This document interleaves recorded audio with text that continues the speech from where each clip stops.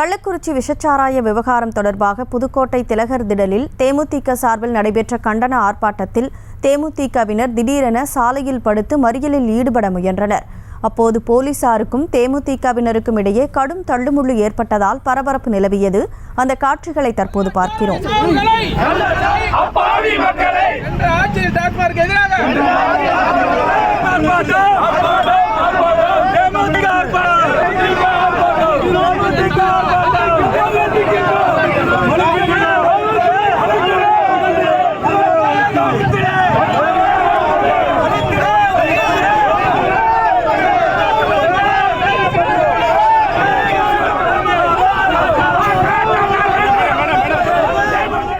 கூடுதல் விவரங்களோடு செய்தியாளர் பாக்கியராஜ் இணைப்பில் இருக்கீங்க. முழு விவரங்களை வழங்கலாம்.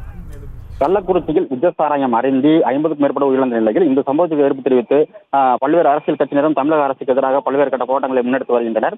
அந்த வகையில் புதுக்கோட்டை மாவட்ட தேமுதிக சார்பில் மாவட்ட செயலாளர் கார்த்திகேயன் தலைமையில் 100க்கும் மேற்பட்டோர் திலகர் திடலில் ஆர்ப்பாட்டத்தில் ஈடுபட்டனர். அப்போது தேமுதிக களத்தில் சாராய பாக்கெட் போன்ற தண்ணீர் பாக்கெட்டுகளையும் மது பாட்டில்களையும் மாலையாக அணிந்து கொண்டு தமிழக அரசுக்கு எதிராக முழக்கம் எழுப்பினர். அப்போது பேரணியாக சென்று ஆர்ப்பாட்டத்தில் ஈடுபட முயன்ற போது பாதுகாப்பு பணியில் ஈடுபட்டிருந்த போலீசார் அவர்களை தடுத்து நிறுத்தினர். அப்போது சாலையில் படுத்து தேமுதிக ஆர்ப்பாட்டத்தில் ஈடுபட முயன்றால் பெரும் பரபரப்பு ஏற்பட்டது.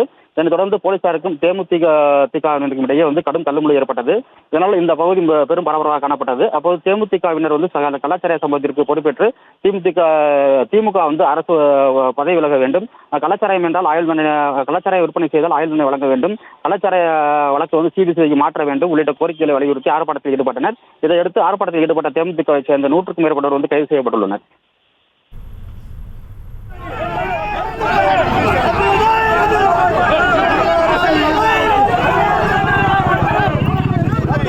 விவரங்களுக்கு நன்றி பாக்கியராஜ். செய்திகளை உடனுக்குடனும் துல்லியமாகவும் தெரிந்து கொள்ள சப்ஸ்கிரைப் பண்ணுங்க.